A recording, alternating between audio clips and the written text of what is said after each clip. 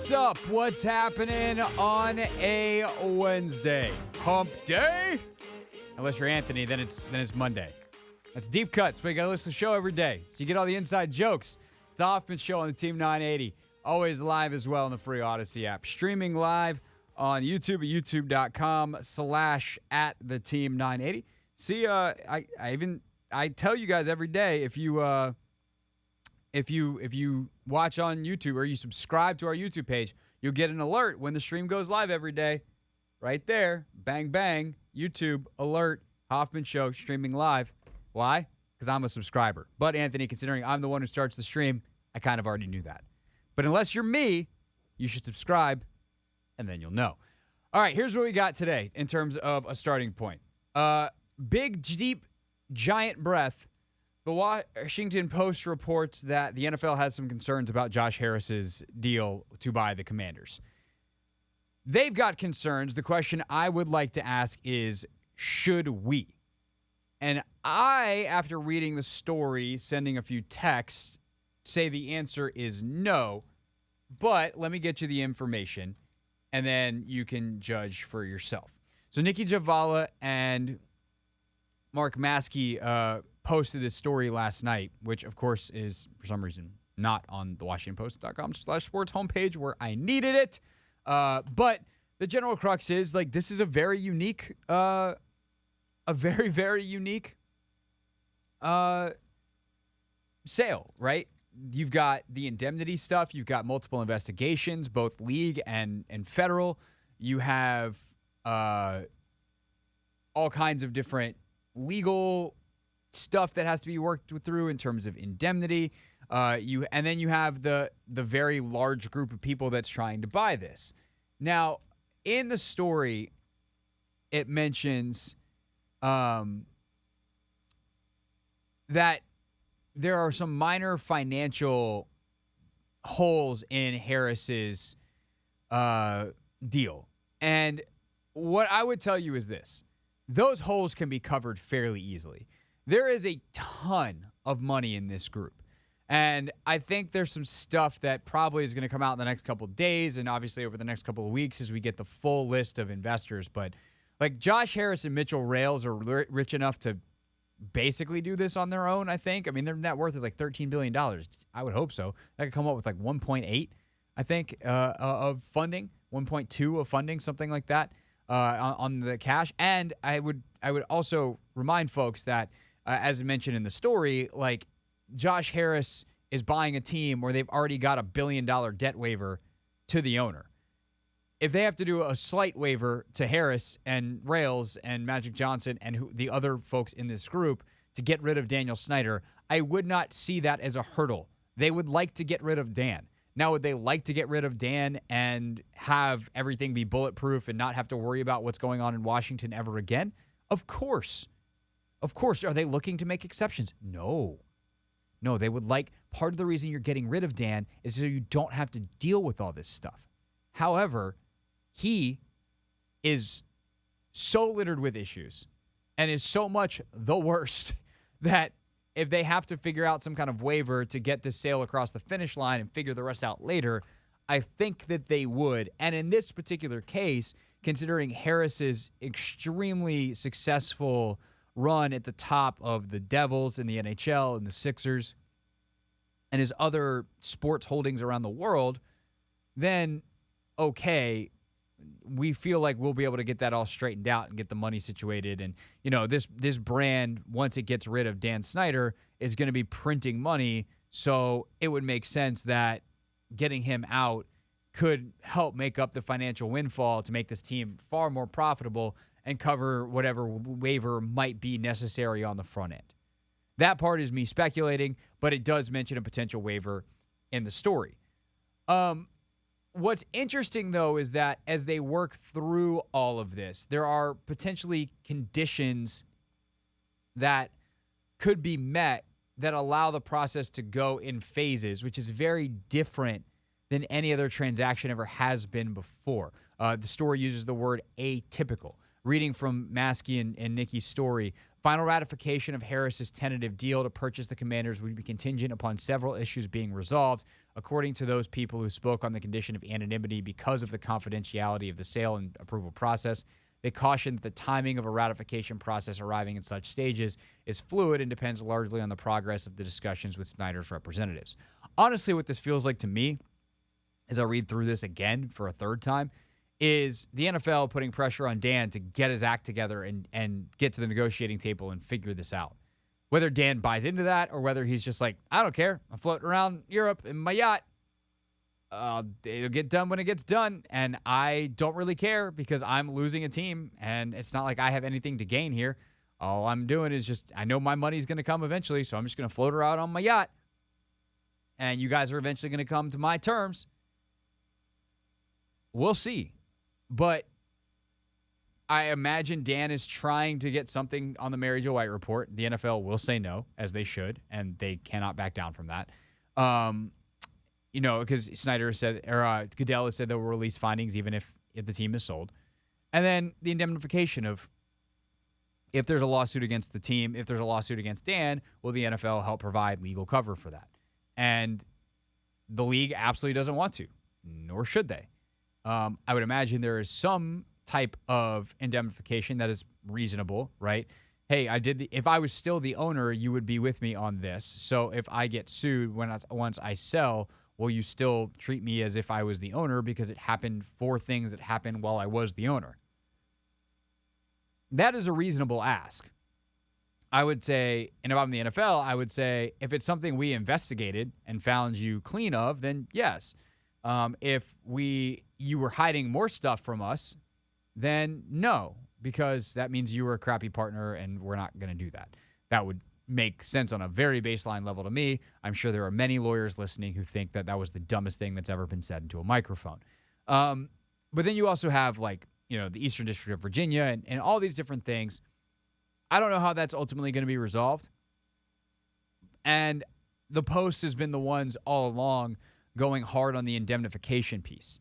So I also don't know if this is something that they are merely there's a couple of owners really pushing it to make sure that doesn't happen, and those are the ones the Post talks to, or what the situation here. But it is the kind of thing where I don't think it'll ultimately be an issue. And if we zoom out and ask the big question, the NFL, and the headline is the NFL has concerns with Josh Harris's bid. Should we? The answer is no. Is it going to be as clean and as tidy and as quick as we had hoped? Big giant celebration on May 22nd or 23rd when they vote on it in Minneapolis? Don't think so. I do think we'll have news then. I do think they'll vote on it on a preliminary basis. But the final sale, the closing on the house, if you will, might be a little bit later than we all initially thought. It's the Hoffman Show on the Team 980, always live as well on the free Odyssey app. We get back. That's not the only business news around the Commanders. Jason Wright is out giving interviews this week in a bunch of different forums, and one in particular caught our ear. Are the Commanders already back in business? We'll discuss next. It's the Hoffman Show on the Team 980, always live as well on the free Odyssey app.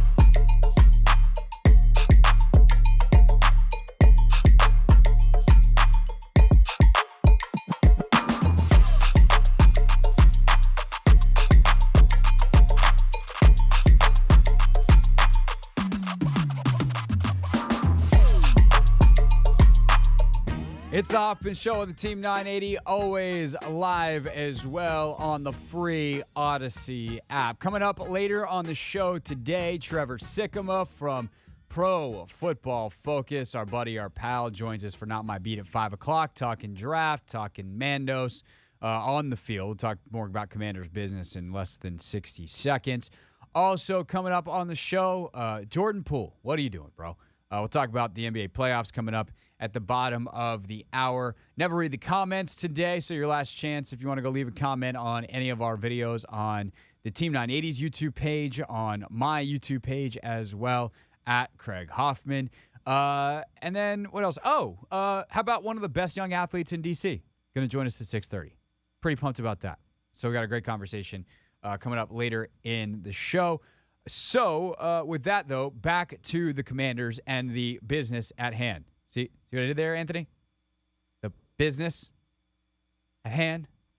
Yes, nice play on words there. Thank you. I need affirmation sometimes. Is that one of your love languages? What's it like producing for Craig? It's like a child who you have to pat on the head every once in a while and be like, hey, buddy, good job.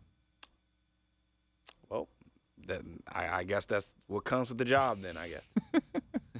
By the way, Anthony, you, sir, you're doing great. Thank you. All right, you're welcome.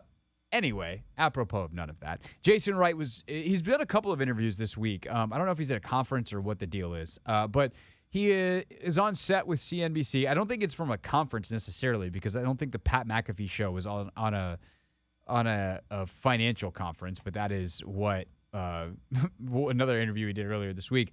But Jason Wright talked about the finances of this team and kind of where they are, where they're going, and the different,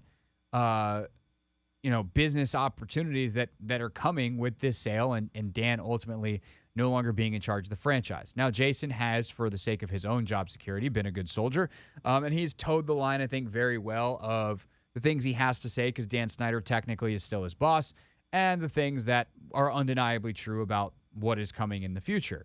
Again, Jason hasn't nailed everything about this job along the way, which he would also probably tell you. But I think this is a tightrope he has walked well. But it's also his job to kind of now get this business going, get people excited. And part of excitement, I think, often is FOMO, right?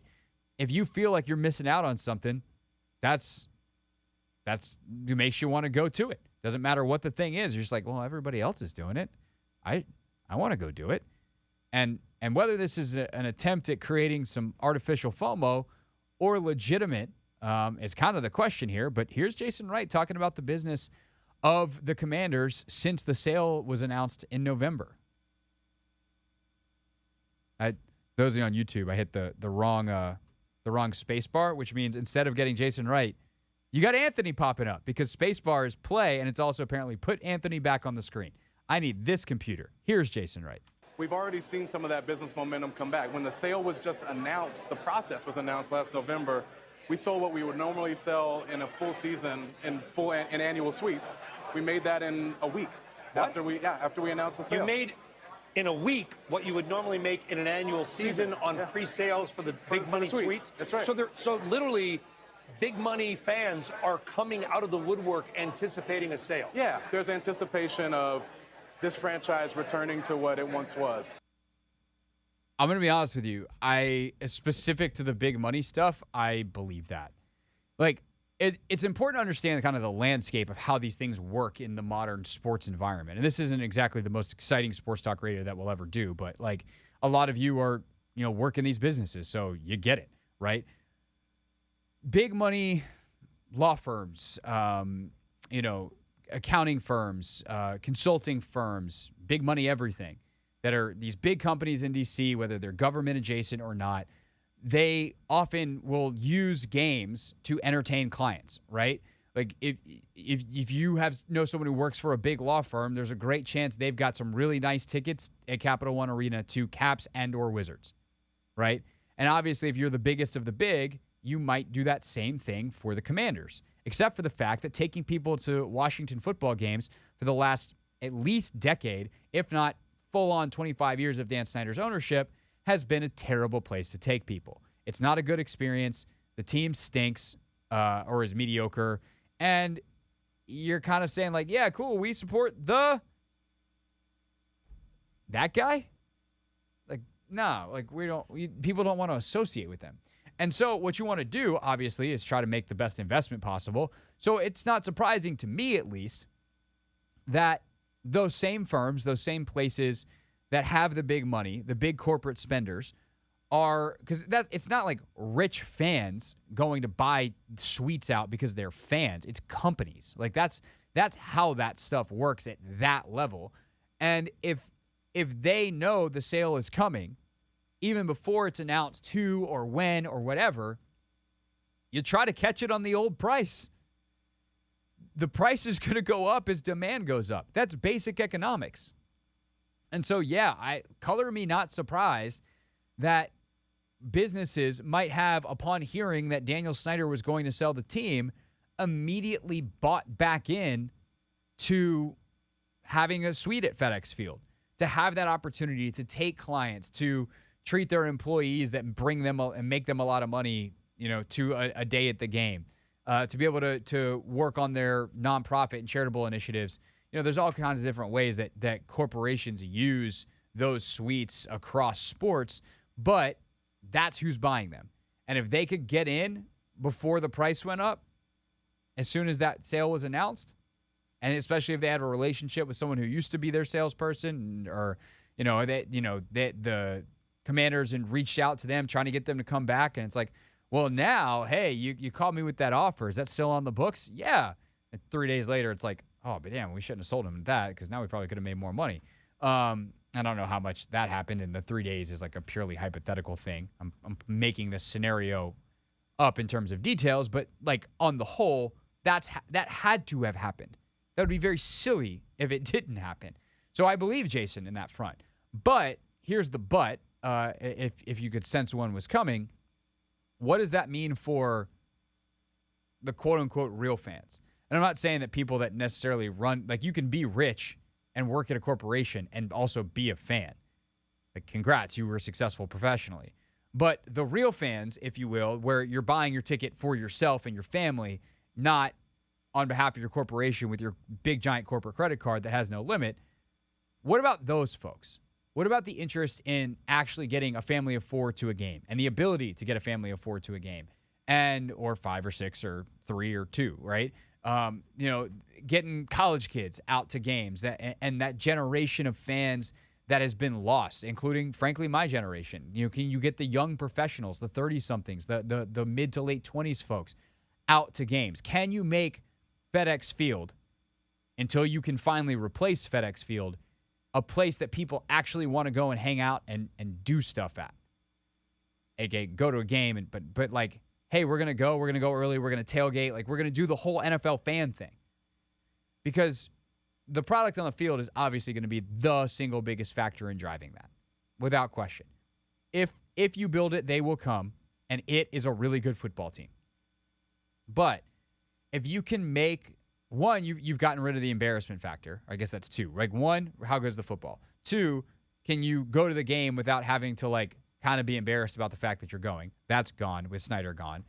And then 3, like, what is the actual experience? And this is where I think Jason actually also deserves some credit. While they've messed up, the Sean Taylor installation and, a couple of things around the stadium that are really important and sentimental to the fan base, they have upgraded the video boards. They have made the club level a lot better. And I would assume those upgrades will continue on some incremental basis until eventually it's like, okay, we're definitely done spending money on FedEx Field because we have the new stadium coming in 2027 or 8. And what's important about that process is the stadium's got to make money for them to do that. And the easiest way to make the most money is these big corporate clients, which is why Jason is on CNBC talking about this, because that is a huge win if that is the case. And it just shows the stain that Snyder was and what a mistake, frankly, it's been by the NFL for keeping him around this long. He was costing them money. And when the ESPN story came out and was like, oh, Dan Snyder might have been shaving money off the top. He might have, had 2 different sets of books, or, that report, which was, I think came out the congressional stuff, but might have also been reported by the Post first.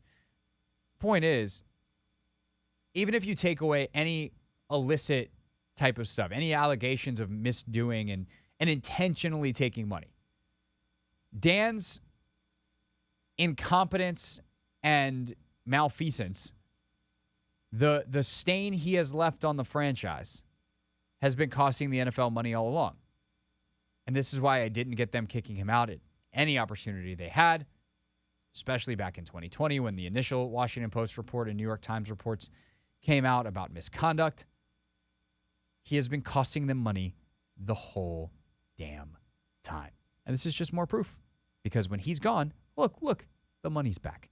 It's the Hoffman Show. We're on the Team 980. We're always live as well on the free Odyssey app. We're streaming live on YouTube at youtube.com/@theteam980. And when we get back, Jordan Poole, what the hell are you doing?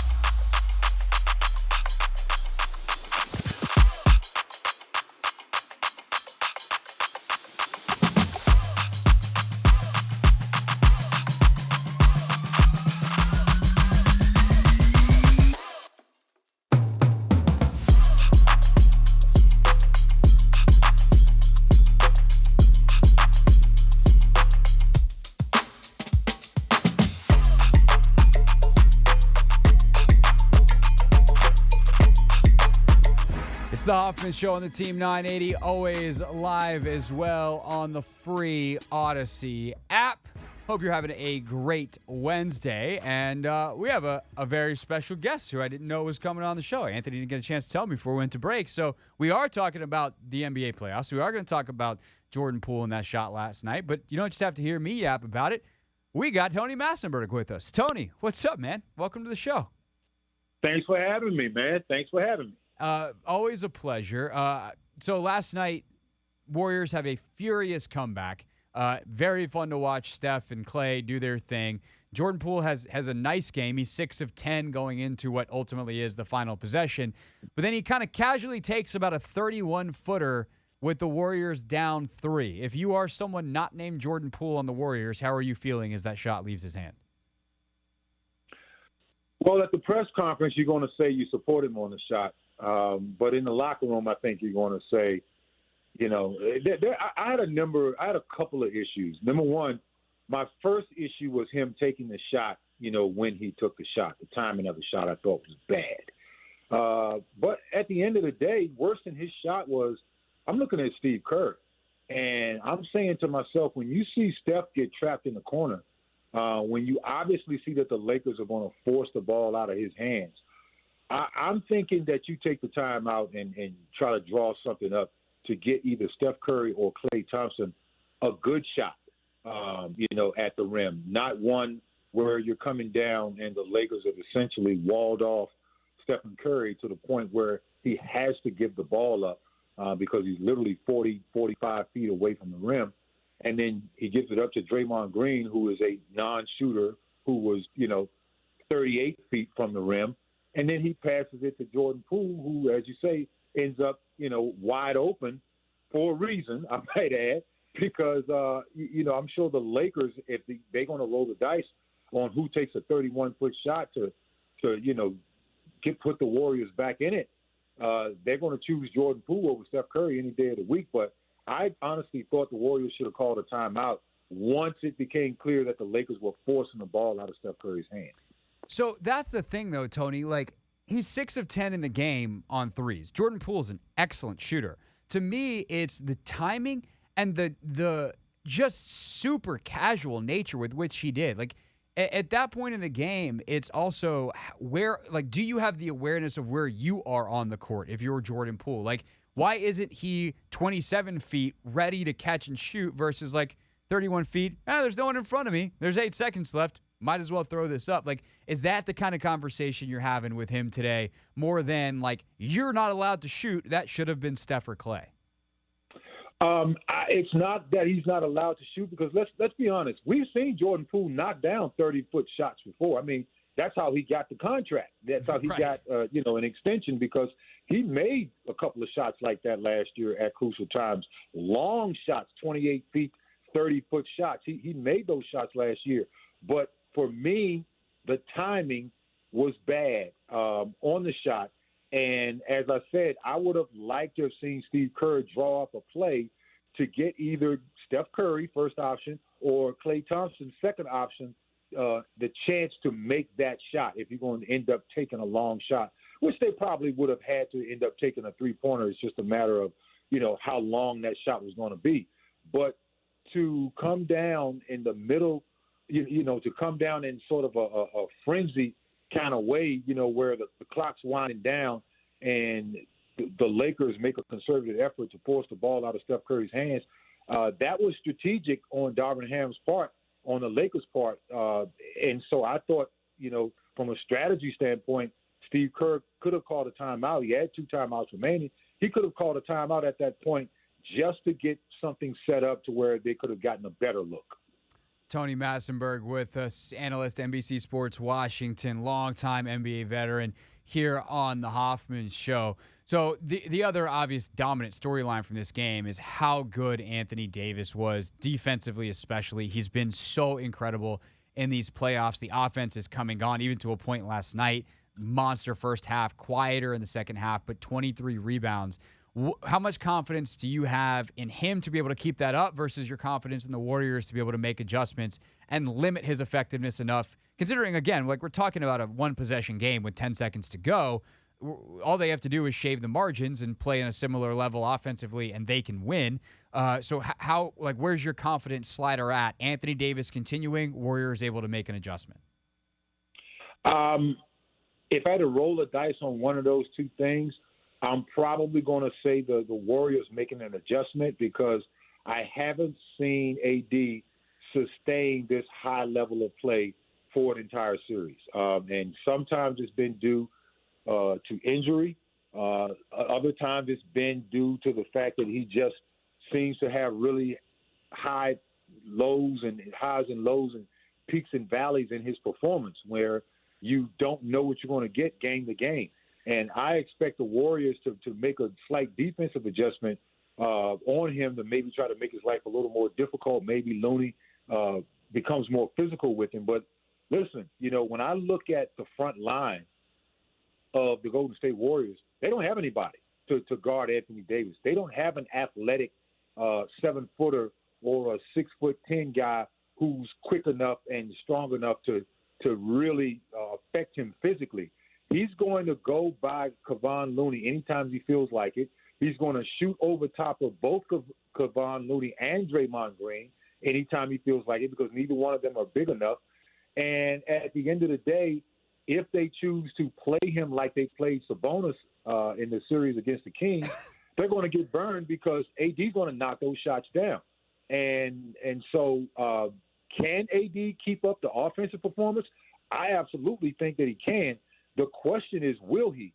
Defensively, I thought that what he did last night was as valuable as what he did on the offensive end, because when you think about the fact that Steph Curry is not only the greatest shooter we've ever seen, but he's also very effective getting to the rim and scoring points in the paint. That's what people don't get about Steph Curry as far as his overall ability to score. It's not just three-pointers. He shoots teardrop, floaters. He gets to the rim, and he did that against the Kings partly because they don't have any shot blockers. Well, guess what? Anthony Davis is a shot blocker, and we saw that. 4 block shots last night, a couple of them on Steph Curry going to the basket. And so he can limit what the Warriors like to do offensively and make life harder for guys in the paint. And if he brings the type of energy that he brought last night for the next 6 games, if this is to go be a 7-game series, it's going to require some adjustments for the Warriors. My belief is that the Warriors have to win this game on the offensive end, because I'm not really sure that they can defensively really compete with the Lakers having bigger, more athletic guys, not just on the front line, but on the wings as well. Yeah, so the one name that I think is super interesting as a potential X factor is Jonathan Kuminga, because he is 6'10" and just one of the craziest athletes in the NBA. The problem is he's super young and undisciplined, and Steve Kerr hasn't been playing him so far in these playoffs. But Kerr has shown a propensity to play guys and just have his rotation swing wildly series to series, game to game, and kind of everyone stays ready. Do you think that he could pull that card, and do you think it would matter? Are they going to have to make like an X's and O's strategic adjustment to try to move Anthony Davis around and play a little bit more chess than just switching out the pieces? I think it's going to require adjustments. I think Steve Kerr may not want to play some of these younger athletic guys, but I think he's going to have to, because I think what you saw last night is Draymond Green at 6'7" is not going to be able to stop Anthony Davis. Kevon Looney at 6'10", 6'9", 6'10", but more of a plotter, meaning a guy that kind of throws his body around in the painted area more so than having quick feet and playing above the rim. It's not going to affect Anthony Davis very much on the defensive end, because AD is going to shoot right over the top of him. So it's going to require either more physicality, or it's going to require some more athletic guys to really try to make life harder for AD and keep him away from the basket, be someone who can challenge his shot like a Kuminga. But when I look at Golden State's roster, I don't really see the bodies, the physicality that I think would be necessary to deter AD in the paint. And when I look at the Lakers, particularly on the perimeter with guys like Jared Vanderbilt, Austin Reeves, even when you look at D'Angelo Russell is a 6'5" point guard. So when you look at the guards for the Lakers, and I'm not even talking about LeBron, just the actual size and the fact that these guys are young and athletic, that's going to make life harder for not just Steph, but it makes life harder for Klay as well. And so with these two guys, if you're going to make them both work really hard for their baskets, I think it really comes down to how well the Golden State Warriors execute offensively, and that's going to require adjustments for Steve Kerr on that end. But defensively, he's got to find a way to slow down Anthony Davis.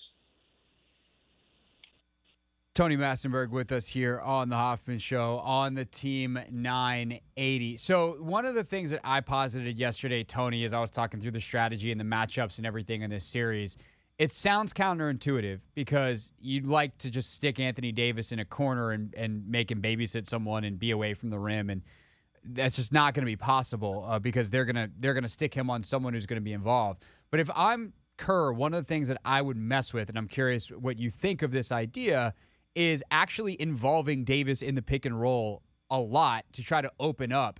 And that's going to involve the ball swinging side to side a lot. It's going to involve multiple pick and roll actions. But if I'm Steve Kerr, I got to figure out how to get him out of the lane for the exact reason you said earlier. I need Curry to be able to drive. I want Klay to be able to get downhill. Draymond, they're so good as a cutting team. Would you consider just, hey, we're going to run pick and roll from 28, 30 feet and have Anthony Davis come out? And if he wants to play drop coverage, fine, we'll shoot over the top of it because we're us and we can make threes better than everyone else. And if not, then we'll hopefully win the foot race to the rim, and that also opens up Kevon Looney for the offensive rebounding situation. Well, I like what you just said there as far as getting him involved and forcing him to do some things defensively. But I like it for this reason. Anthony Davis played, I think, 44 minutes last night. I have a hard time imagining a 6 or 7 game series where he's going to be required to come out and play 40-plus minutes every single game of the series. I think at some point that will wear on him, and involving him in the pick and roll where he has to jump out and do additional work on the defensive end, I think will eventually start to affect his offense, because the one thing that we traditionally say in the NBA is when you have great scorers, a lot of times the only way you can stop them is to go at them and to make them work on the defensive end, hoping that you take some little bit of the energy away from them and take the legs away from them so that they're not, kind of resting on defense and then they're fresh. The only guy that I really didn't see that work too well for, or maybe two guys I saw that didn't really work against, was Michael Jordan and Kobe Bryant. So, outside of those two guys being, two of the best scorers the game's ever seen, and guys who also defended at a high level, particularly MJ, most guys, it affects their offense. And I think if you are able to involve Anthony Davis in the defensive scheme a little more by forcing him out on the perimeter, getting him away from the basket where he's obviously been effective blocking shots, then I think that, potentially could open things up for you if you're the Warriors. But once again, that comes back to Steve Kerr making some adjustments, not just in the scheme, but potentially personnel-wise and involving people where Anthony Davis is going to have to do a little bit more work on the defensive end and hope that takes away from his offensive production. Tony Massenberg, great NBA analyst with us, longtime NBA vet as well, on the Hoffman Show on the Team 980. So last thing on this series is the other great player. How have we talked this much and not talked about LeBron? But he certainly did what he does last night, impactful on the defensive end, kind of a well-balanced offensive stat sheet with a lot of columns ticked. But I do wonder, Tony, about the exact thing you just mentioned. LeBron finally, after 20 seasons at age 38, how dare he show a single sign of aging? But it does seem like he doesn't have quite the energy that he used to night to night. Do you think he can sustain over the course of the series with the style and the pace that the Warriors play? And also, what did you just think of his night last night? I thought he had a great night, and let's consider the fact that the Lakers had a couple of more days rest than the Warriors did, when you consider the fact that the Lakers were able to close out the Grizzlies. And we talked about how spent LeBron James looked in that series against the Memphis Grizzlies. Well, if you're the Golden State Warriors, I think you have to turn this into a track meet, and for the exact same reasons that we've been talking about, because when you look at what LeBron potentially can do as far as his passing ability, being able to sometimes still make those rundown blocks in transition, he's still one of the best athletes in the league, despite his, 38 years of age and his 20 years in the league.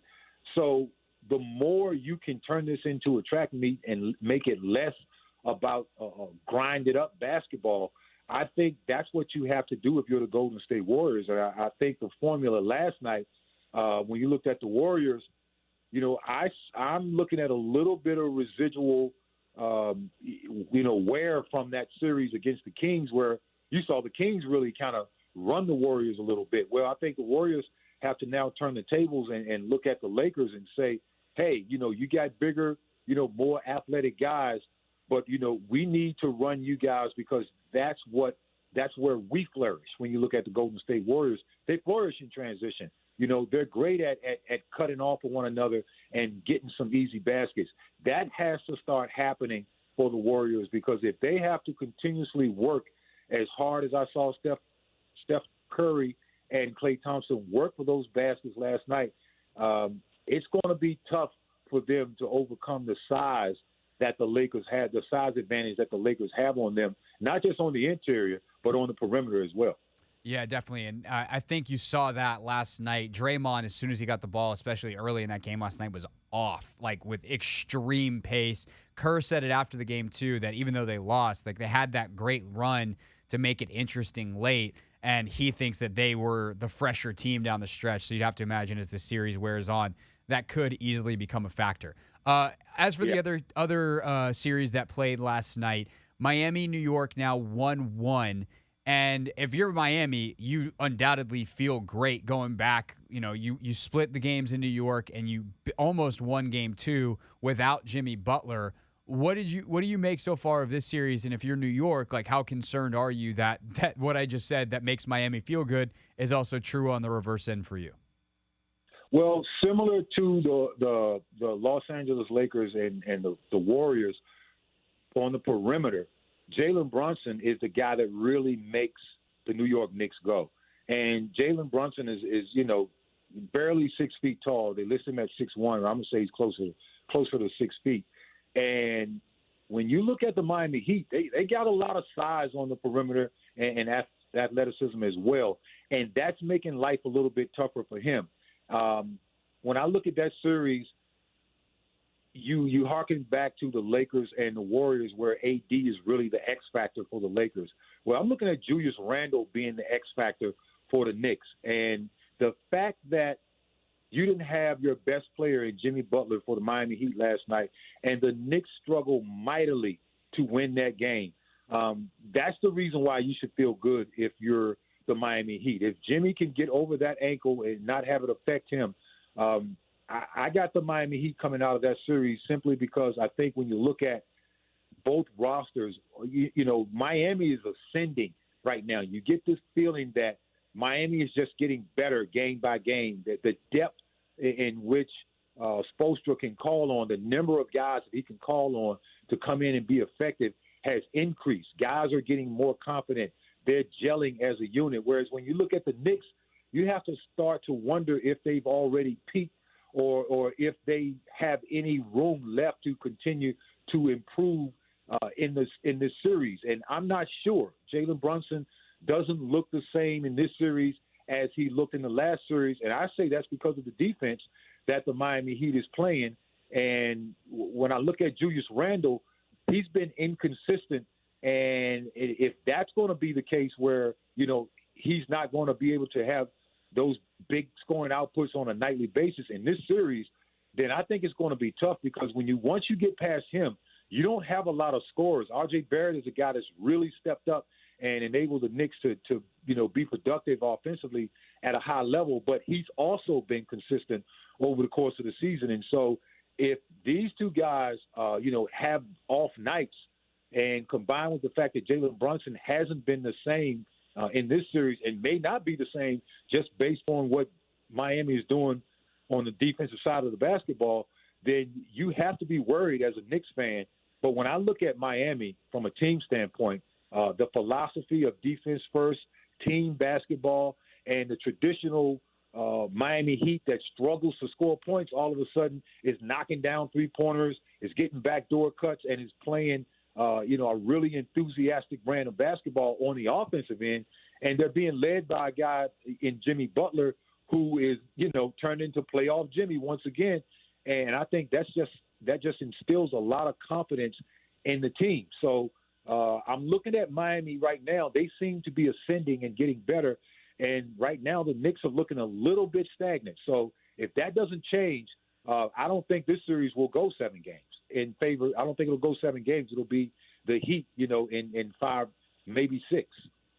Yeah, and the Knicks are also a team that you mentioned, like a guy like Barrett, road home splits this season and in the playoffs, if I'm remembering correctly. Not very good for him in terms of his ability to keep it up on the road. So huge test when they resume their series, which I believe is tomorrow night. It might be Friday, though, when that series resumes. Tony, this was great. We will definitely have you back later on in the playoffs. Talk some more ball. Appreciate the time, and we'll have you back soon. Always a pleasure. Thanks for having me. You got it. Tony Massenberg, everybody. NBC Sports Washington studio analyst and longtime NBA vet. I always love having Tony on, especially because he wasn't a guy, we don't need to inflate his resume. He's not a guy that played a lot over his career, but he's just one of these guys that's been around great NBA teams, great NBA players, great NBA coaches, and has a depth of knowledge that is super valuable and can help explain the game to us here on the radio. So I very much appreciate his time and always love the chance to chat with him. Another guy who I love to chat with, Trevor Sikkema. He is from Pro Football Focus, does a phenomenal job not only on the draft but on the league as a whole. So a great time to catch up with him is after the players have been selected, teams are starting to come together. We have answers to a lot of questions, and now we start asking new ones. We'll ask them to Trevor next on the Hoffman Show on the Team 980 and always live on the free Odyssey app.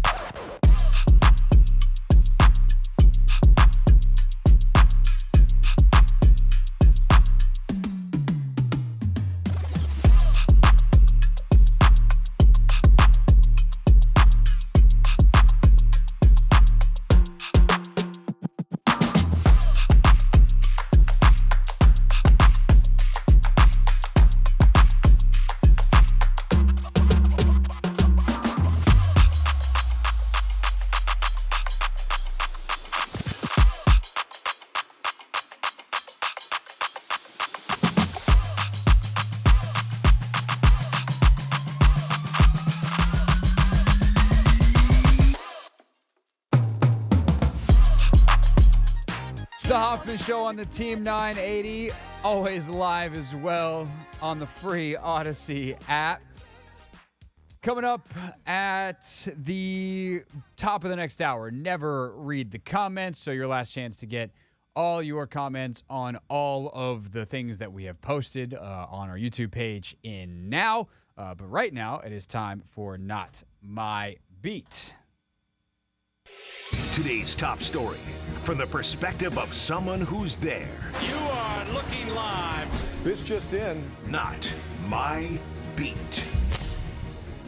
Today, we continue our reaction and analysis of the NFL draft with my good buddy Trevor Sikkema from Pro Football Focus. Trevor, what's up, buddy? How are you? I'm doing great, my friend. How are you? Doing well. So let's start off broad, generic, and local. Commanders, they've gotten very mixed reviews, let's say, for who they drafted. What did you make of what they did? And let's just start separated out a little bit. First two rounds, they take the two DBs, Forbes and Martin. What did you make, like, dislike, how they fit, et cetera, of those two picks? So honestly, like, I know we're focusing on the first two, and I'll get to those in a second, but, their first five picks of this draft, okay, it's corner, nickel corner, interior offensive lineman, athletic offensive tackle, and then depth defensive player. That's pretty much what I thought the Commanders draft was going to be. I just didn't know what order it was going to be in. With them not picking up Chase Young's fifth-year option, I wondered if edge rusher was all of a sudden going to vault its way to the top of that priority list. But when you look at their two selections of Emmanuel Forbes and Jartavius Martin, I'm just as concerned as anybody else about the weight of Emmanuel Forbes. 166 pounds is what he weighed in at the combine. You knew that this was going to be a massive question mark for him, and yet that was the weight that he showed up at. It's clear that he really wasn't able to put on much weight out during his college career. And so this is kind of just what he is, for all the people that are like, you can have him gain weight over the next couple of years. You can get him in the 180s. I don't think that's happening. I think the Commanders realize that, and they're probably okay with it. Unfortunately, there's no corners in the NFL that are of that weight, but man, this guy's got good ball skills, and he's such a good corner. He used to play wide receiver, played wide receiver all throughout high school as well as cornerback, ended up making the switch over to corner when he got to college, and you just totally see that ball skills right there. I know he played baseball as well. He's a multi-sport athlete. Sports just come so natural to this dude, and you see how he moves. The recovery speed is fantastic. He's one of the fastest players on any field that he steps on. He's got the length. He's got the feistiness. He's got the confidence, and you absolutely love that in the corner. So I can understand why the Commanders fell in love with this dude. And then Jartavius Martin as well. I think it was a really good corner class, a nickel corner class. You get those safety hybrids that can kind of play both roles. And Martin was one of the few players of that label, though, that could play free safety as well as nickel corner. I think in a lot of this class, you had guys who could play strong safety and nickel corner, but none of them really had the athleticism outside of Martin to be able to play that single high role if you wanted to. So honestly, I think that these are two starters. I really do believe that the Washington got two starters in their first two-round picks. Yeah, and that's the thing I don't think people with the Martin pick, he can play in that nickel spot. He can play Buffalo nickel. He can play in the post. And it's going to be a rotation with him and Cam Curl because part of the issue with Curl last year was health. Can they keep him out of the box a little bit more? So how does he, kind of, match up from that size perspective to be able to go in the box, obviously whether he's lined up as kind of a true nickel or kind of a hybrid linebacker role, to play the run and do all the dirty work that they're trying to not necessarily take completely away from Cam Curl, but put less of on Curl's plate. Yeah, I think for Martin, you look at his athleticism, the explosiveness, how he tested at the combine. You take that back to the tape, and you realize how good of a cover player this guy is. He's just able to break on the ball very, very well, and he still plays more of a safeties mentality to the position. He's not going to be a guy who's totally going to line up with these guys in press coverage and play with his back to the ball. He is somebody who's going to play off when he plays in nickel, and he'll keep everything in front of him. But again, he's just got such great instincts for whether it's big receivers, small receivers, whatever it is, reading routes, breaking on routes, making sure that he's always contesting the catch point. And I think that's the type of player that they're getting. And I really do believe that because of his versatility, you mentioned it, all teams in the NFL right now, they have at least 3 safeties that they are rotating, whether it's only on the back end, free or strong safety, or it's a total 3-man rotation, 4-man rotation, if you throw in that nickel corner spot too. So it is much deeper than just having 2 safeties that you like. I don't necessarily see this as any sort of slight to Cam Curl or think that they're not going to get Cam Curl on the field as much as he should be. That's not how I see this move. I think the best teams in the NFL have this kind of deep rotation, and I just think that Martin fortifies that, to be honest with you. Yeah, definitely. Trevor Sikkema with us from Pro Football Focus here on the Hoffman Show. All right, rounds 3 and 4, their O-line picks. These are the ones that a lot of people debated. One, because of who was available and who might have been available if they had traded up. But, also Braden Daniels is a really, I don't call him controversial because it's not like it's off the field like character stuff, but, a highly debated, we'll call it, player. What do you make of those 2 picks? Stromberg as a potential day 1 starter for them at center, and then Daniels is a bit more of a project outside at tackle.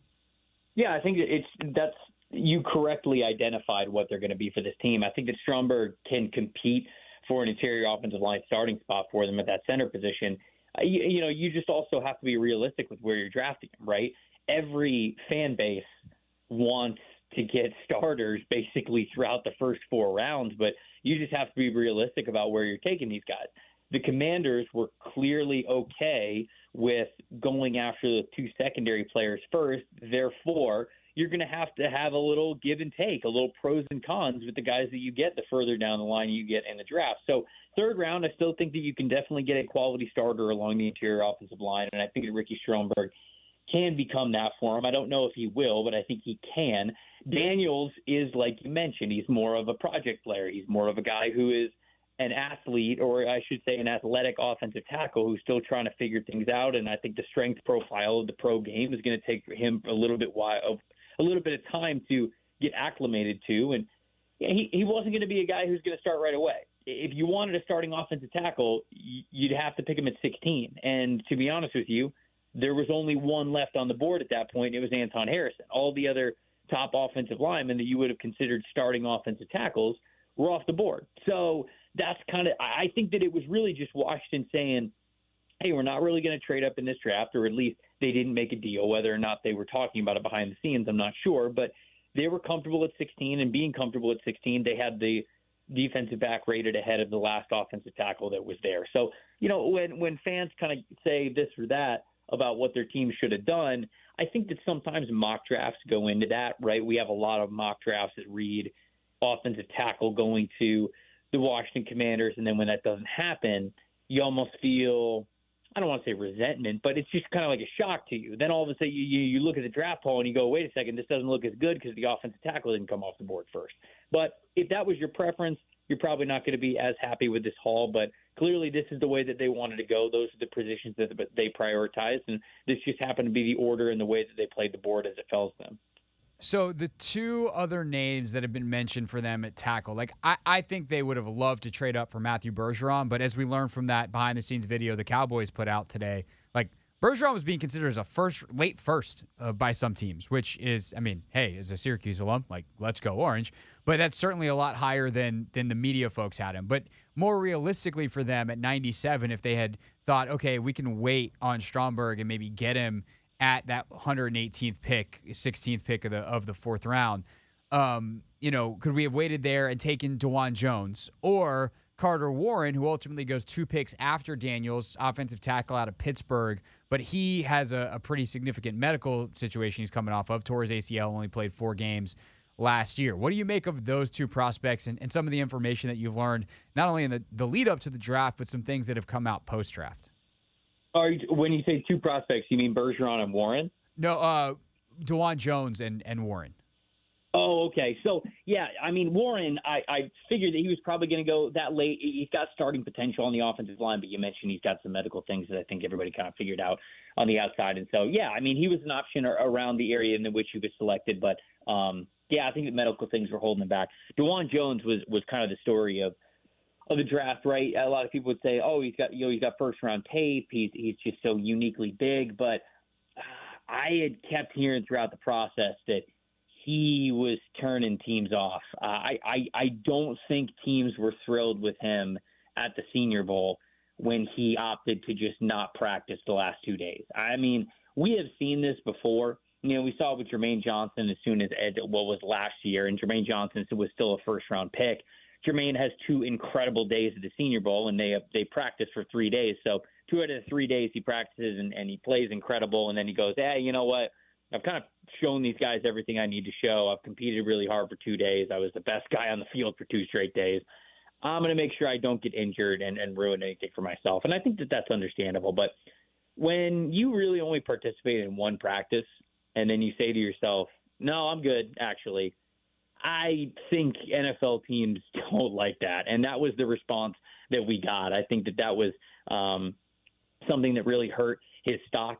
I didn't participate at the pro day, wouldn't get on a scale at pro day from what I heard. And people were worried that, okay, well, this is a 370-pound offensive lineman who, if he's not going to get on the scale, that's worrisome because people thought that, okay, he gained a little bit of weight since then. And is this guy playing closer to 400? Because if you're playing closer to 400, then you have major concerns about injury and that weight not being a negative. All of a sudden, the size of somebody, which you talked about as a positive in a scouting report, now it becomes a negative if you don't really have a good handle on your weight at that size. So it just was not a good draft process for DeJuan Jones, and that's why he ultimately fell really far. I just don't think that there were a lot of teams that liked how he went about this draft process.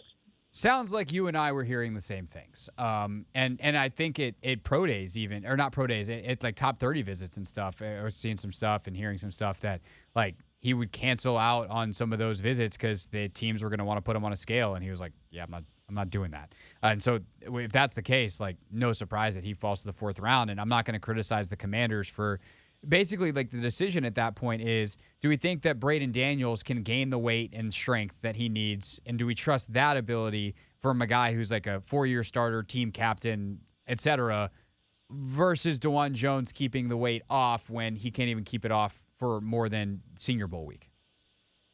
Yeah, it's just a major issue when you already have trust issues about a guy before you're even going to draft him. A lot of times that will take you off of guys' boards completely. And it sounds like that was the case for a lot of teams. You know, DeJuan Jones, for as much as I still felt like he had some things that he really needed to clean up when it came to his balance and his footwork and really getting the most out of that power and that size, that's still – I gave him a mid-second round grade. I really did. Like, I thought the tape was there. You're taking this guy early on day 2, but he ends up lasting until the 4th round, clearly because of something else. And these teams, you know, when you get to these 4th, 5th, 6th round picks, sure, they can be big swings of the bat sometimes, but you also got to remember these guys have to be counted on. Like, these are your special teamers. These are your guys who are going to build out the depth of your roster, who you have on your team, so you don't have to sign just special teamers to second years to second contracts. So that's very important too, and that's where you get into major slides for some of these players, because not only are you not taking a chance on them at starting positions like in the first, second, third round, you're probably not going to take a big chance on him because you've got to make sure you're getting a reliable football player somewhere on day 3. So Browns end up taking the chance on him. We'll see if it works out. But the Commanders were not the only ones in the NFL who were clearly steering clear of DeJuan Jones. Really, really good point. Trevor Sikkema, Pro Football Focus, with us here on the Hoffman Show. Streaming live, not only on the free Odyssey app, but on YouTube at youtube.com/@theteam980. All right, away from the Commanders to just the NFL at large, where do you fall on what the Lions did in the first round? Because I do feel like the backlash was so swift, and then people took a couple days to think about it and went, well, I don't know, maybe this makes sense. Maybe people were too harsh. Where do you fall on taking the running back at 12 and inside linebacker Jack Campbell at 18? So here's what I think about what the Lions did. Positional value is not only important, but necessary when it comes to team building. You need to make sure that you have a good grasp on what positions give you the most return on investment for where you draft them. These are these high positions of value as people talk about them. Running back, off-ball linebacker, tight end, safety are some of the lowest return on investment positional value positions that you could draft. That was exactly how the Lions' first 4 picks went. It went running back, linebacker, tight end, and then safety. But here's why I really don't hate it as much. Understanding and drafting by positional value is important for creating a healthy team. That is how you consistently team build. You should have rules that you follow on most occasions. But when you are in a position like the Detroit Lions are, they clearly went for impactful players at positions they needed to fill out their roster to compete in the NFC. They feel like the division is theirs for the taking, and they drafted in order to fill out their roster with talent in that area. You can veer a little bit from positional value if you're at the right time of a winning window. Now, you don't want to make a living out of it. You don't want to do it too often. You don't want to get reckless with it. But for where exactly the Detroit Lions are right now, they clearly were not happy with DeAndre Swift, right? They moved on from him immediately after drafting Jahmyr Gibbs. Sure, I think they're okay with Malcolm Rodriguez and Alex Anzalone on the inside, but they know that they need to make sure that they have the depth there at inside linebacker, especially given Alex Anzalone's injury history. They go with Brian Branch because he's less of a safety and more of an extremely reliable nickel corner who can give them immediate snaps as a well-prepared player, high-awareness player in year one. And then when it comes to Sam Laporta, they still wanted to have impact play, especially receiving play, from the tight end spot after they got rid of T.J. Hockenson the year before. They just didn't want to pay T.J. Hockenson a second-year contract to do it because they didn't value it that high. So when you take all of that context into the equation, I understand what the Lions did, and I don't hate it nearly as much as people who are pounding their chest for positional value. You don't want to make a living out of doing that. But for where the Lions are, it really does make sense how they attacked this draft as it came to them, even though it was a shock as it was kind of unfolding in the moment.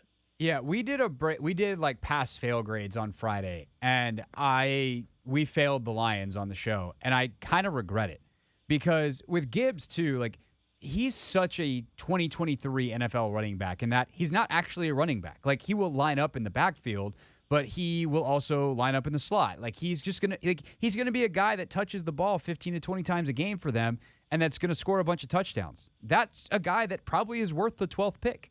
And then when you talk about Campbell, like, if he's actually as good as some people think he is, and obviously it depends, Trevor, I don't know what kind of grade you had on him, but if you think he is a difference-making Pro Bowl level linebacker, taking him at 18 is not outrageous. It's just that most people had him in the second round. But if you actually think he's going to be great, that positional value at 18 for a great off-the-ball inside linebacker is not nearly as bad as you think.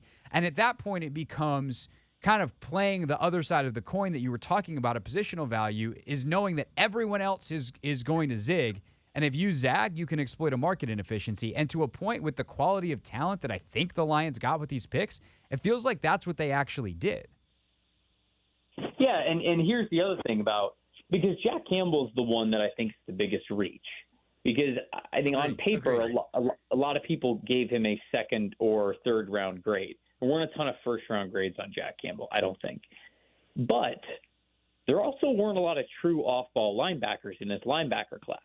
It was basically him and Dorian Williams are the only ones that were picked within the top 100 that are true off-ball middle linebackers, because the rest of the linebacker class are hybrids. Drew Sanders, he's an edge rusher who turned into an off-ball linebacker. DeMarvion Overshown, the safety who turned into a middle linebacker. Diane Henley is a safety who turned into a linebacker, right? Like, it's just these hybrid players. Jack Campbell has been an off-ball linebacker since high school. And like that is just what he is. So if you don't overdraft that, you probably don't have any starting options in this entire draft class. So they paid a premium to go get that player. And again, you don't want to make a living off of doing this stuff, right? But for where the Lions are and what they're going to ask of these players, it makes sense. It really does. I think context is extremely key to what the Lions did, and I would give it, if I were doing that exercise with you, I would be giving it a pass grade. I don't know if I would have given it a pass grade after night one, but after being able to reflect on their entire draft class, I definitely think they made moves that will help them make a deep playoff run this upcoming season. No, I agree. I think their second and third rounders were fantastic. They got some good players later in the draft as well. But I again, don't hate their first round as much as I did last Friday for all the reasons you just said. Last question. Are you going to go get to take a vacation now? I hope. I feel like I haven't been outside in like 6 months. So like I'm about as pale as I possibly can be right now. So I'm hoping we get something in the sun coming up here pretty soon, to be honest with you. Gotcha. Well, I don't know if you're in Cincy or you're in the Carolinas right now. We are going to be in the Carolinas this weekend. So if you want to get outside and go on a road trip and meet me down in South Carolina, you and Alyssa come on down and we'll hang out and get lunch or something. Might have to coordinate it because I am in the Carolinas, so Excellent. We'll definitely talk off air about it. Okay, excellent. I'm really just trying to get you out in the sun, and I figure like a 2-hour drive from Charlotte to Greenville is enough sunlight to potentially make you not as pale. I'll get a sunburn in the car at this point. All right, we'll talk off air. Appreciate you, sir. Thank you. Great stuff. Of course, my friend. Anytime. All right, it's Trevor Sikkema, everybody from Pro Football Focus with us here on the Team 980. All right, when we get back here on the show, The Athletic has done some post-draft NFL power rankings. Where are the Commanders? And where are they in everyone else's rankings? Unfortunately, you keep scrolling to the bottom. We'll see where The Athletic has them and talk about it next. It's the Hoffman Show on the Team 980. And always live on the free Odyssey app.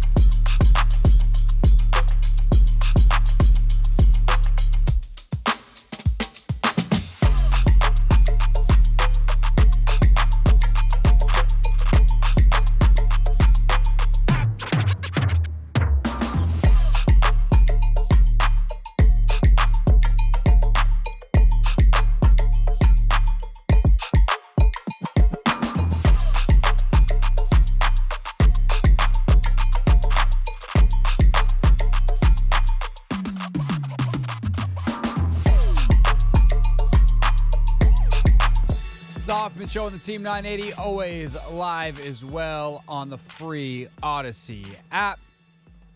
Hope that you are having a great Wednesday as we hit the halfway point on the show. I don't know, Anthony, what I'm doing today. I hope you're having a great day is something I try to say during the show because I hope the audience is having a great day. I've said it like 5 times today. What are we doing? Having a great day. Okay. I mean, seems fair. So real quick sidebar, and then we're gonna get to these power rankings. I'm trying to find a new Bluetooth mouse because I have no idea where mine went. I had one here, and I would take it home I have one that sits on my desk at home, and then one that I kind of kept with me, but I don't know where the one that I kept with me went, like in my bag that I would use here, but I need it. My hand is cramping up using the trackpad on my laptop. Dang. Yeah, dagger. Not the life you deserve, man. Cue up Steve Buckhantz. We got a dagger. So if anybody has a really good recommendation for a Bluetooth mouse, I'm going to order it in the next commercial break. I'm going to be at my house between 4 and 8 a.m. tomorrow because Amazon is super powered. I'm just going to say it that way. And I'll order it. I have one sitting here now, potentially, but if anyone's like, yo, you got to get this Bluetooth mouse, then hit me. I just would like it to connect without having to plug anything in. That's my one caveat. Okay. Apropos of none of that, let's get into the Athletics power rankings. Anthony, have you seen these power rankings yet? I looked at them, I want to say last segment, and I was not impressed with where the Washington Commanders fell. Not at all. Ladies and gentlemen, take your seatbelt. Pull it across your chest. Clip it in, especially if you're listening in a car and you're actually driving. But it's going to be a long ride. Seatbelts required before we get to the Commanders. Number 1, Kansas City Chiefs. For the second straight year, the Chiefs used a second-round pick on a wide receiver who they hope will boost Patrick Mahomes' weaponry. They have a draft takeaway, a hype man, and a Drew Downer.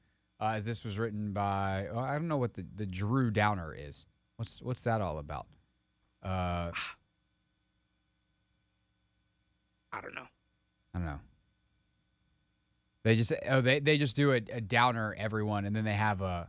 So basically, the opposite of the hype man. Yeah, but it's weird because it's like Devontae Downer, DJ Downer, Drew Downer. I don't know what the Drew is here. Basically, their downer for the Chiefs is that it's going to be hard to win the AFC again. Bengals are second. Their downer is Mahomes is still healthy, right?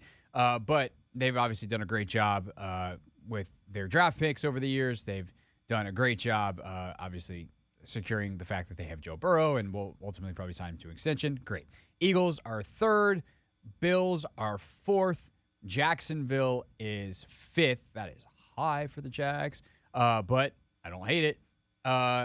San Francisco is sixth. I do want to stop here for a moment because the Niners didn't have a pick until the third round, and their first pick was a kicker. Smart. Kyle sometimes is playing chess when we're playing checkers, but sometimes Kyle needs to remember that the game we're playing is checkers. Yeah. I guess. That's crazy. But also, like, this draft got them Christian McCaffrey. Like, that's where all their draft picks went.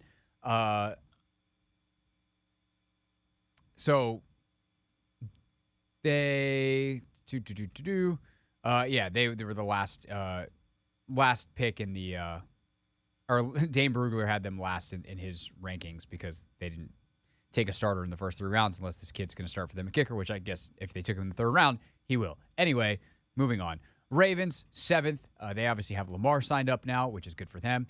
They have the Jets 8th. Wow. Aaron. I know, but are they really the 8th best team in football? I mean, their offense is solid. Defense is solid. Yeah, I guess. I mean, you can make a case. Yeah, I guess. You can make a case. I mean, do you like them better than the Dolphins?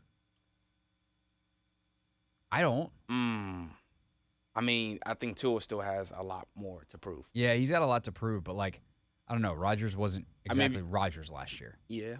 But he also was way better than people realize, and his receivers were terrible. So, shoot, maybe the Jets are 8. They got the Cowboys 9. They have, and they didn't necessarily do a great job in the draft, but they were a pretty good team going in. Dolphins at 10, Seahawks at 11. Like that, I loved their draft. Loved it. Getting Jackson Smith and Jigba, getting Devin Witherspoon. I think I understand the downer thing. So basically, they're taking a player. Yeah. Oh. Yeah. I got it now. They take a player whose name starts with D. Yep. And who's Drew on the Chiefs? That was the first one. Drew. DRUE is how they said it. I don't know. I got to do some investigative reporting. Yeah. Because the Chargers, who they have at 12, Derwin Downer. Yep. Quentin Johnston is a good pick for them. They were up there last year. I just think that they've fought so much injuries that people forget how good they are when they're right. They're a team that you could tell me they're ahead of the Jets and I wouldn't blink twice. They're if I take an NFL team that could be literally anywhere between 7 and 20 on the rankings and you put the Chargers there, I'd be like, yeah, sure, that makes sense. Lions at 13. I think they're probably high. If you wanna weight this for conference, I like the Lions better than I do the Jets. Because the AFC is a disaster and the NFC is not. The NFC is the Eagles but I think what the Lions did last year was real. I think what they did in the draft helps them. Again, did they get the best value at their slots? Probably not. Did they get a bunch of good football players who were going to help them win immediately? Yeah, I think they did. I think they got better at running back. They got better at linebacker. They got better at tight end, considering where they left last season. Is Hawkinson better than Laporta? Sure. But they didn't have to pay Hawkinson. Now they have Laporta. And they went on that big, giant winning streak at the tail end of last year, much of it after the trade deadline, after they traded T.J. Hawkinson. So as long as Goff is continuing to grow in that system, and they can probably do more this year because it's his, third year in that system now, then I like the Lions a lot this year. I might still be riding the Hard Knocks Dan Campbell. Can we just have the Lions on Hard Knocks again? That'd be cool. I think the Commanders being on Hard Knocks would be cool. Cooler. I think that would be awesome for our show. And so I am rooting for that in a major, major way. Number 14, the Steelers. 15, the Giants. You like the Steelers that high? I know. If you're the 14th best team in the league, you'll probably finish around 9 and 8, and that feels right for the Steelers because they always finish there. That's fair.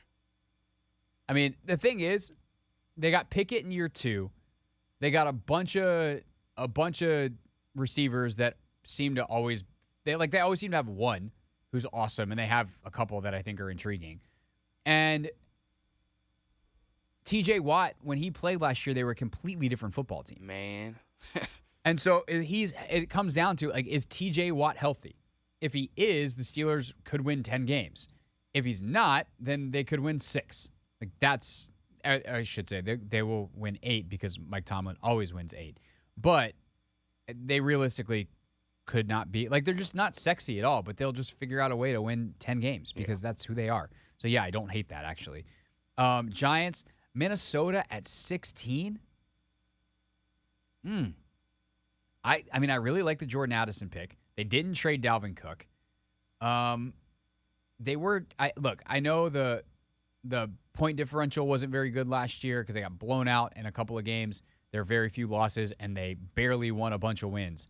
But I still think they're a really good team. And I know the first-round playoff loss to the Giants makes everyone hate them, but I tend to think Kevin probably is a better coach in year 2. Their defense cannot possibly be as bad as it was last year. But what did they do to really address their defensive needs? They got so much better offensively. They got some different personnel, and they got a different coordinator. I hope that's enough. The thing is, when you're the worst and you change, typically it gets better. Yeah. I'm not telling you that they're awesome, and unfortunately, one of the guys they got rid of, Cam Dantzler, is now here.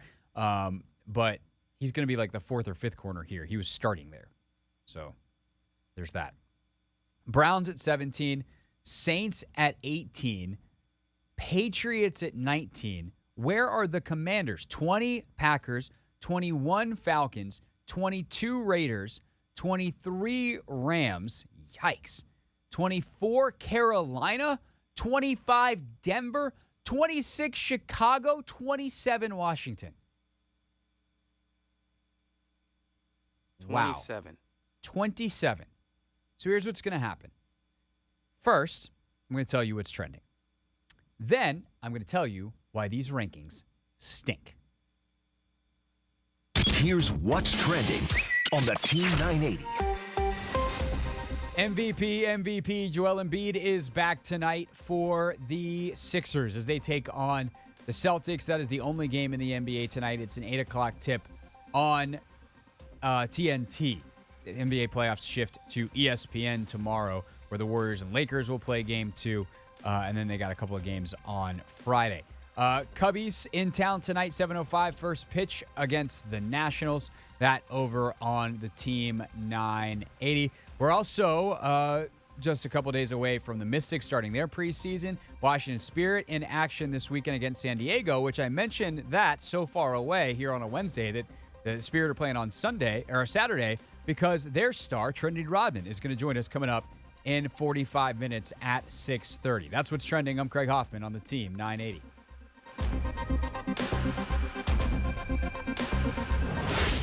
You can take...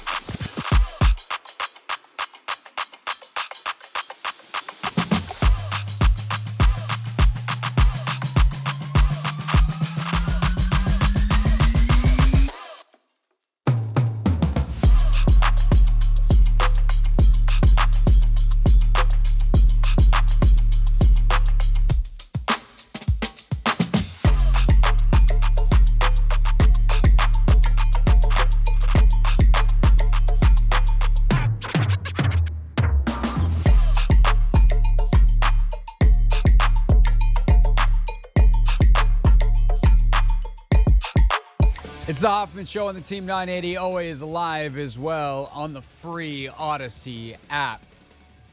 Never read the comments coming up at the top of the hour. Washington Spirit star Trinity Rodman coming up at 6:30. So the Athletic has put out power rankings that have the Commanders 27th in the NFL after the draft. 27th in the NFL. There was one, I think it was Bleacher Report, had them 30 in the NFL. There are only 32 teams. Now, I would like to remind everybody that has seemingly forgot that the Washington Commanders, amidst a fairly disastrous season in a lot of respects, finished in the middle of the pack last year. They were 8-1, dead on 500, and that by record puts them at 1, 2, 3, 4, 5, 6, 7, 8, 9, 10, 11, 12, 13, 14, 15, 16th, literally dead even in the middle of the league. I don't understand how you have a team that has gotten better after finishing 16th, has not lost any important parts, has gained at some key positions, is going to be that much worse this year than last. I know a lot of this stems from the fact that Sam Howell is going to be their quarterback. And I would simply say this.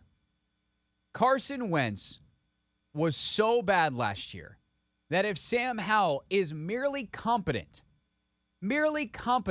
plays at the level that essentially Taylor Heineke did consistently over the course of a season, they should win 8 or 9 games.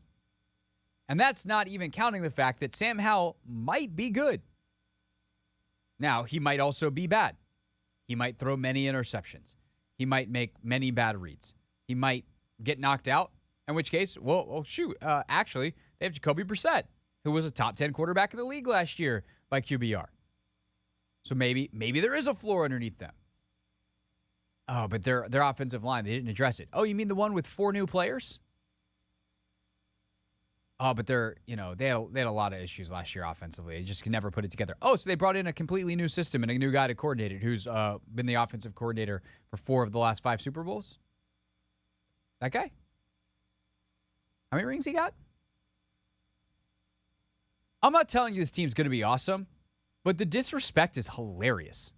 Like, not the disrespect, Anthony, is not like, how could you? To me, it is genuinely hilarious.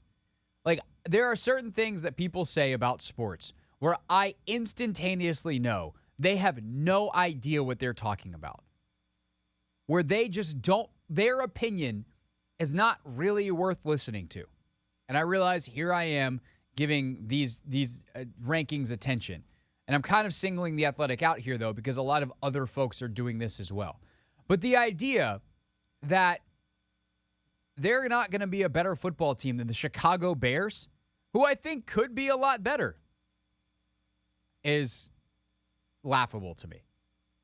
I'm just looking at the teams that they have the Commanders surrounded by. You know, the Colts, the Titans, the Texans, the Bucks, the Cardinals. Teams that are sort of kind of undergoing a rebuild. And I think we're past that. As you already alluded to, we didn't really lose much from last year's team as far as, like, key pieces go.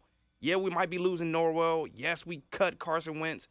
But those pieces brought them down. Exactly. So I think as we look forward to the new year, I mean, we do have a new quarterback in play. So I guess our ranking is sort of reflective of how they feel about Sam Howell ultimately, because the defense is pretty much the same, not a lot of new parts. And then offensively, we still have the same weapons. So I think it's more reflective on how the Athletic feels about Sam Howell. I think that's exactly, or it's Eric Bieniemy as well. So, draft take. This is what their write-up says, right? Draft takeaway: drafting the wildly undersized Emmanuel Forbes at number 16 over Gonzalez, as in Christian Gonzalez, might have been the biggest single position-specific reach of the draft. That's just a dumb take. Like, I'm sorry. I think this guy's name is Bo Wolf. Maybe we can get Bo on the show. Sorry, The Athletic is always great to us. So but just it's such a lazy take. The wildly undersized. He's 6'1". He's not 5'8", 166. He's not a peanut out there. You're not gonna flip on the tape and be like, oh, who let the Pee Wee football player onto the field? Who let the middle schooler out there? Emmanuel Forbes is a big, long, 6'1" corner who is light, but he's not wildly undersized. His measurables outside of weight are literally ideal for the position. Great arm length, good height, excellent speed, good explosiveness in terms of his raw athletic score is good. He's just light. And that matters, but it doesn't matter a lot at corner. And he's not going to play at 166. Is he going to play at 190? No. But there's a lot of dudes playing in the league at 180, 175. Not 166. Well, 166 was his combine weight. He's going to be fine. So we just disagree on that. And I'd rather have the slightly underweight by the time the season rolls around. Again, I'm assuming he'll be like 175 or so. Slightly underweight at that point. Hyper-competitive, great ball skills guy than a guy in Gonzalez who, and again, like I like Gonzalez a lot more pre-draft, but you start to hear things post-draft and you get more information. So I admit, like, yeah, you could go pull a clip of me saying something opposite before the draft, but Gonzalez, there are questions about his drive. There are questions about how bad he wants it. And there are questions about how he would fit in the scheme here. There's none of those questions about Emmanuel Forbes. I'm fine with the pick.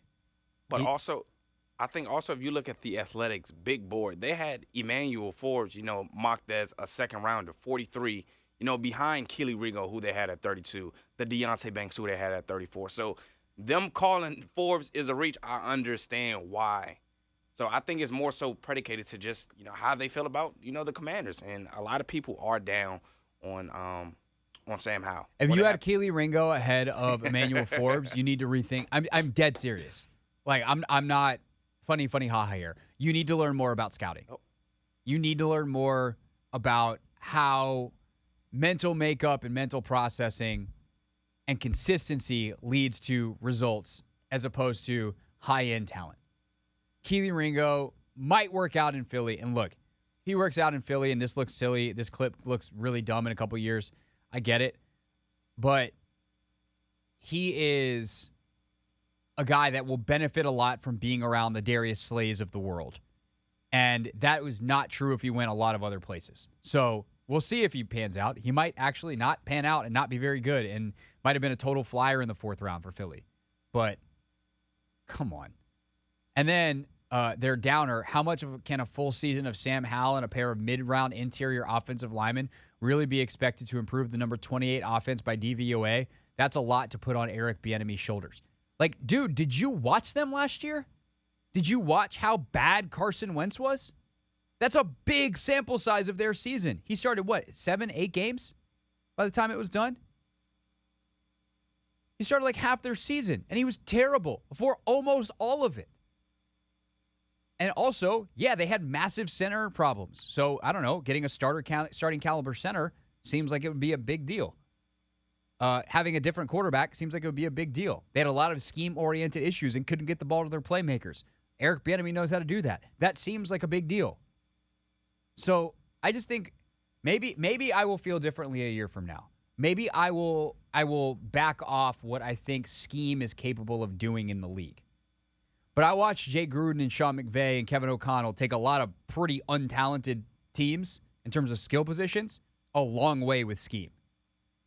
And this team is so much more talented from a roster standpoint than anything they've had here, or anything they had in the era I covered, the Gruden era, outside of 15-16, when they had Jackson, Garcon, and a young Jamison Crowder. And even then, I put these guys up with them. So, like, I will admit, I can make a case for a lot of these teams. I can make a case for the Falcons. I can make a case for the Packers.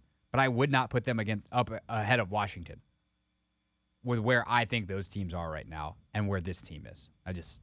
To me, that's If you're gonna make the leap on projection of talent, I'd rather do it with Terry McLaurin, Curtis Samuel, Jahan Dotson, Sam Howell, etc., and a top 10, possibly top 5 defense. Oh, by the way, than Desmond Ridder and a running game and a mid-tier defense at best in Atlanta. That's just me, though. That's just me. It's the Hoffman Show on the Team 980, always live on the free Odyssey app. When we get back, we dive into the darkest, deepest part of the internet, the comments section. Bum, bum, bum. Let's never read the comments next on the Hoffman Show. Daniels.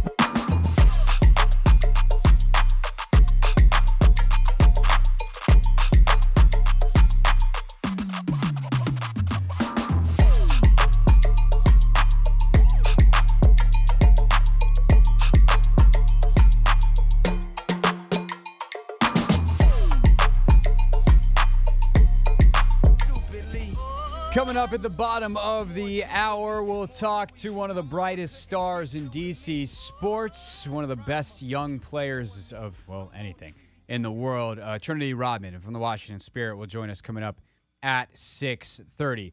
Right now, though, it is time to do a Wednesday tradition here on the show. It's the time that we throw caution to the wind, when we no longer care about our own personal well-beings, when we do the things that all the smart people tell us not to do. Anthony, they say, do not read the comments on the internet. It's a bad place. People are very mean there. And yet, what do we do each and every Wednesday? Every Wednesday, we read those comments, baby. It's a different intonation today. Hey, look, you gotta switch it up a little bit. Yeah, I was like, you gotta, oh. Gotta keep you on your toes, man. I'm sitting down. If you want to leave a comment anywhere, youtube.com/@Craig Hoffman, youtube.com/@theteam980. We got stuff going up daily. And, of course, now we are streaming live every single day on the Team 980. So you go there, and then what, Anthony, ready? 1, 2, 3. Hi, YouTube. Hey. Every single day. 6 o'clock hour, always our best hour on the stream. I think people get home and put us on the smart TV. It's always the play for me. Use your television like it was meant to be used in 2023, not like it was meant to be used in 1962. Anyway, let's get to the comments, shall we? A lot of comments this week, a lot of them that I really like, and they're all kind of on Commanders-based stuff. So this will be a Commanders version of Never Read the Comments. Although there were a couple of good ones, I will say, on our interview with Ramona Shelburne, which you can catch if you haven't watched it yet. But on Emmanuel Forbes, Andy commented, said, I literally saw a play where he missed a jam and still got back on the receiver who caught the back shoulder. He's toying with QBs because he feels like he can make up the distance. A lot of people keep saying he's beat but made a play, but it's more logical that he was not beat based on his results over time. Basically, there is a play that Andy watched, and Logan's talked about this play as well, where Forbes jumps the screen, gets beat, is able to recover because he's got this insane 4.3 recovery speed. What I would simply tell you is this. You got to figure out how much you can get away with that in the NFL. When you're 4.3 fast, that doesn't mean you can never do that. But I wouldn't be going to make mistakes on purpose, and I wouldn't challenge a lot of NFL quarterbacks because the zip they can put on the ball, the precision and the angles they can throw at are just different than what you face in college. Like if you leave a tiny window on a dime to the outside where a receiver is going to have to break down, turn over outside shoulder, catch the ball, toe tap, fade out of bounds, and that ball's got to be just there, well, quarterbacks can put it there on a pretty regular basis in the league. Not doing that even in the SEC. So Forbes taking risks to try to get picks is not something I want to see at the pro level. What I want to see is quarterbacks challenge him, and then his ball skills and solid technique and physical abilities lead to interceptions. So if you think you drafted this guy so he can go take a bunch of risks and create turnovers, you're going to wind up with a guy who might get some turnovers, and the best version of that is Diggs down in Dallas. Dude gambles a lot. That's why he gives up more yards than anyone else in the league, or at least he did last year. Might have the most picks, and at that point you take the balance because the extra possessions are worth the yardage given up. But you gotta, I think, Anthony, that the thing that Emmanuel Forbes will probably struggle with is a rookie because he's a rookie at times, hopefully minimally, but ultimately will learn over time because he seems like a very, very smart football player, is exactly what the risk tolerance is. What's the right level of risk in the NFL? Yeah, and I feel as though there are going to be plays that, you find, looking at players' films and things of that nature. But it's more about, how that player responds to, whatever mess up it is. And I think he'll have more than enough time to, go over the film and, develop into a player that knows when to take the risk and when not to take the risk. So, and sometimes it takes getting burned. Yeah. So you got to learn the hard way. Yep. Them's the breaks. These are the best dudes, and the SEC is as close as you're going to get, certainly at the college level. But one, the talent level is higher, and two, you're dealing with grown men making decisions as opposed to college kids. And the way quarterbacks process information is just completely different at the pro level. We had a video asking, how does the Commanders DB room look after the NFL draft? This was on a Take Command video, which we also post clips of on my page at youtube.com/@CraigHoffman. Rello says, I don't see why they would cut Fuller. I can see Fuller on one side and a rotation between St. Juste and Forbes on the other, but it is a business at the end of the day.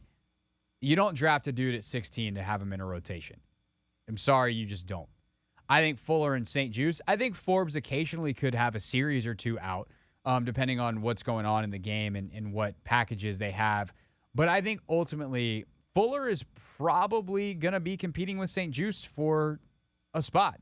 I think they also might give both those guys some snaps inside. Fuller's obviously played there earlier in his career. Last time he was there, it wasn't very pretty. It seemed to be something he was a little more adept at earlier in his career. St. Juste, they liked there early last year, but I don't think he really panned out there. Part of that, though, was he was playing inside of William Jackson III, and that was a disaster. So how would he look next to a better corner on the outside, a better communicator like Kendall Fuller? Kendall also can play some safety. So that could be a way he gets on the field. I just think he's a good guy to have in the room. Cutting him is going to come down to if these young guys have taken massive steps and they feel like they can trust them and they then want the cap space, Kendall could be cut in the spring. He also could be cut in training camp. They could go through camp, and if he loses the job, he loses the job. And it just so happens that helps free up some financial space to potentially get a deal done on the on the eve of the season with a Cam Curl or whatever they want to do if they haven't gotten that done yet. But they don't have to cut Kendall, and there is a place for him on this roster. I think the other question, though, is how many of your corners can you have on the team that don't play teams? And that's where Kendall also gets a little bit dicey. You're going to need someone to be a gunner, someone to be on kick coverage. And at this stage in his career, I don't know that Kendall Fuller's that guy. But I do think you can afford three not doing that. And so it would just be Forbes, St. Juste, and Fuller. And then, even Quan Martin, even though he's going to start and play a lot of snaps, he'll just play on teams, as will obviously Percy Butler, Derek Forrest. I don't think Cam Curl's playing teams at this point, but you can then get the depth guys, your Cam Dantzlers, your Christian Holmes, and whoever else, Danny Johnson, whoever else winds up making the roster to be your team's guys. Yeah, I know that Kendall's contract is a huge thing, but what about his leadership in the locker room? How important is that going to be for a locker room that is full of young and up-and-coming, DBs? I'm prioritizing that more so than his actual play on the field. Totally. And let's also not pretend like they're going to get through training camp 100% injury-free. These things happen. And frankly, Kendall Fuller had a better year last year than Benjamin St. Juste because St. Juste missed so much time. I will take the relatively, who had the better peaks? St. Juste all day. Showed the potential. He's younger. But it's not like Kendall's ancient. Kendall's 28 years old. Exactly. So he's still on the back end of his prime of his career, and certainly he's not what he was. That second year he had in the league, or third year, whatever it was, when he had a 90 PFF grade in the slot. That was a super peak. He's not going to be that guy, but he absolutely is still a very, very good football player who is far more reliable than St. Juste has been so far. And so keeping him around for leadership, keeping him around for depth seems like a no-brainer until you get to the point at the end of training camp, if everyone's healthy, and if he's been beat out in a competition, that you would move on. But I don't think you need to cut him now unless you need the cap space, and I don't think they need the cap space because they have other moves they can make. Also, contract year for Kendall, I think he got a lot to prove. I'm thinking he going out there and balling out. Now, whether or not, we choose to, go into contract negotiations with him, that's, above my pay grade. But I'm just saying, I think this is a big year, and he got a lot to prove. So, and again, you already said it, he's 28. People start to, trend downwards when they get to around 30 and 31 and things of that nature. So he's looking for one more big contract. I think this is the year, and we need a big year out of him. So yeah, that would be great. What if he goes out and beats St. Juste soundly in a position battle? There it is. That could happen. All right, bunch of other comments on these videos on the Commanders draft, a variety of them. I'm just going to go through the comments. But, of course, if you want to watch any of the stuff that we've done here on the show, if you missed it, or on Take Command, you can go to youtube.com/@CraigHoffman as we are going through our segment that we do each and every Wednesday, called, never read the comments. Commanders, this one from Gary B. Commanders are in a great position. This much improvement and fan excitement coming into this new year, and we are this much of an underdog. They won't see what's coming. The start of this season feels like the second Philly game when they were undefeated, blowing through teams, and no one gave us a chance. It does feel a little bit like that. I will say, though, Gary, I don't know if it's the pessimist inside of me, the whatever it is, there is some level of 2019 that I feel about this. And that scares me. I wish I didn't. It's an emotional, guttural thing, and it might just be because I'm scarred from having covered that team. That was my last year on the beat. It's the year that Jay got fired. Obviously, they treated the draft very, very differently. That was the year that Dan butted in and was like, we're drafting Dwayne, and Jay's like, what the? And this year, they didn't, right? They stuck with the plan. Ron's in charge. Dan's nowhere to be seen. But you have this potential, you know that the coach is in a hot seat year. This time it's because of an ownership change coming in. There are super questions on the outside. Most people around the team were like, I don't know, I think they could be good. But I guess it could go badly. And in 2019, it went so badly that Jay got fired after, 6-7 weeks of the season. They hadn't won a game. It was terrible. Everyone sucked. And it was just a disaster of a season in every single way possible. I don't see that level of volatility, but it could happen. Like, let's not pretend like we know. There's a chance that it's bad and that Sam is just not very good and they can't get the playmakers the ball. The offensive line's not very good again. Bieniemy, is not as comfortable without Andy Reid over him and struggles to adapt to a sole offensive coordinator position. The defense is, Chase and Montez are playing for contracts and they're all over the place, not being disciplined. Deron doesn't have the year that he had last year. Like, I can explain to you how it goes badly. I'm not predicting that. I think they'll be in a similar position to where they were last year. Like, my early lean is like 10-7, and I think Sam's gonna be all right. But if you told me they went 3-14, like 3-14, I'd be surprised. You told me they went 5-12, I'd be like, well, damn, that sucks. All right, I guess Josh Harris is hiring a new coach now. But I do agree that I'm more bullish on them than obviously a lot of national folks are. But I do have like the fear that it's 2019 all over again because I also felt that way in 2019. I know we just gave The Athletic a hard time for, ranking us 27th in their NFL power rankings prior to the season. But the thing is, I like flying under the radar. I don't like when the Commanders have all these high expectations because, again, the players, they hear it, they see it. And I don't know. I just think about Chase and Montez and, all the pressure that was put on the defense after we finished, I think, like, what was it, top 10 or 6 overall defense? In 2020, yeah. Yeah, like, having all those expectations, I just think is bad for the team.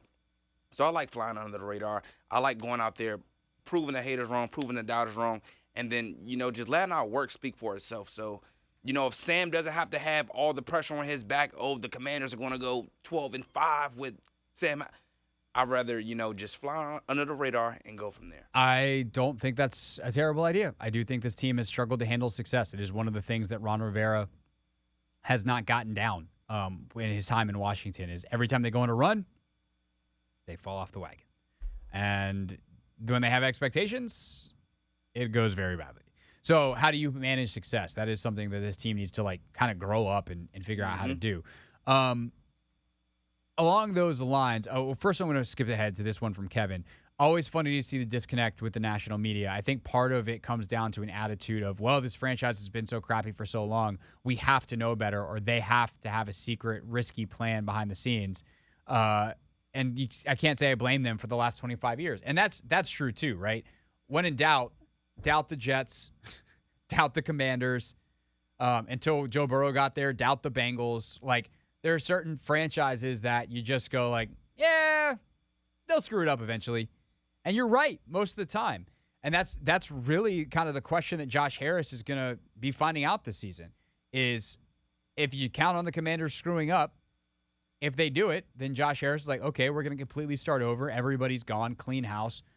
We're going from scratch. We're building a whole new operation. If not, if the problem was kind of Dan inspired, if not Dan directly, Dan directly impacted, Dan directly being the RG3 trade and how much they gave up for that. Dan directly being, the management of Robert from there. Dan directly being Haskins. Dan directly being, not getting involved in the Cousins negotiation and letting Bruce Allen let Kirk essentially walk. Like, all of those things where Dan has directly made a decision that impacts specifically quarterback and really messed up their roster. If all they needed, and I would say the Carson Wentz thing was a part of that, right? Like, part of what they did last year was they knew they had to go get a quarterback, and I think the owner probably pounded the table, which probably made Ron, really push it to a level that he probably shouldn't have, and in hindsight probably has a little more clarity on. Now, they have none of that ownership pressure. They are being way more patient than many people would be, and I actually think it's the right move, which gets us to this comment. It's from King Slim. That's where the name went. From King Slim, he says, if Sam is not the guy, Ron won't be here next season. He should have been aggressive in this offseason, at least in the first couple rounds. We all kind of know Brissett is the better option at this point. And look, tomorrow, Jacoby Brissett probably is the better option. The question is, by the time September rolls around with the playbook, et cetera, and some extra reps and coaching from Bieniemy and the guys they brought in to coach him, can Sam Howell be close enough that it's worth it that by week 3 he's the better option? Because if you're better than Jacoby Brissett, you're a starting NFL quarterback. Because Jacoby Brissett is a low-end starter, insanely high-end backup, and might not even be a low-end starter. He might be a mid-tier starter. And so this is what I like about the plan. If Howell's the guy, then Howell's the guy, and you did it. Congrats. Now you're off and running. And if not, then yeah, Ron won't be here next year. Playing that out is the best thing for the franchise, which is what Big Dub Network says. At this point, failure doesn't sound bad to me. At least we'd get a top 10 draft pick out of it. I definitely want this coaching staff and front office to succeed versus having a whole new group enter the building. Us being mediocre record-wise really makes things difficult on us. We seem to draft good, talented players in that range, so I don't really know what I want. Anthony, I think that is the most self-aware comment we've ever seen on the internet. It is very clear Big Dub Network has no idea what he wants. Hey, I don't know, Greg. You don't know what he wants either? No.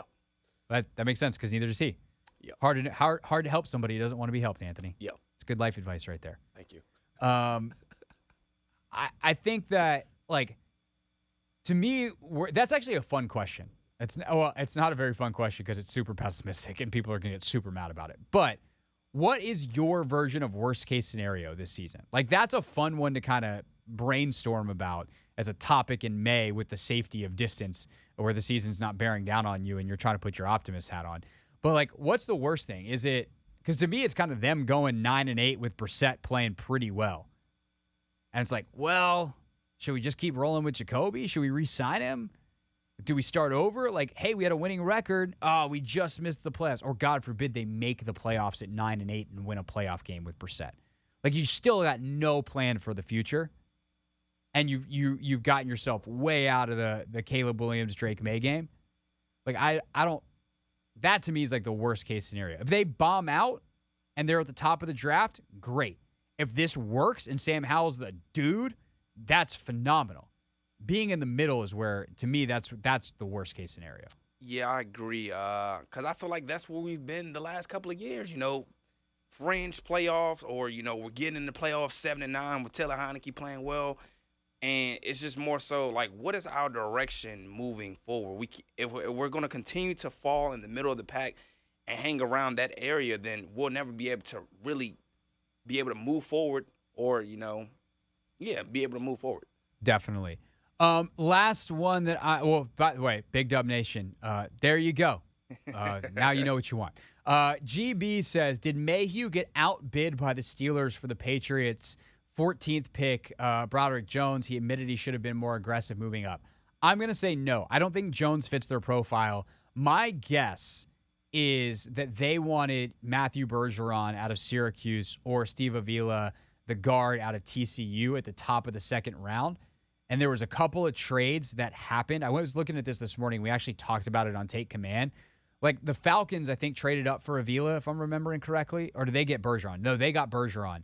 And then the other team, the next pick or something like that, or the pick before was Avila. And there were trades at those spots.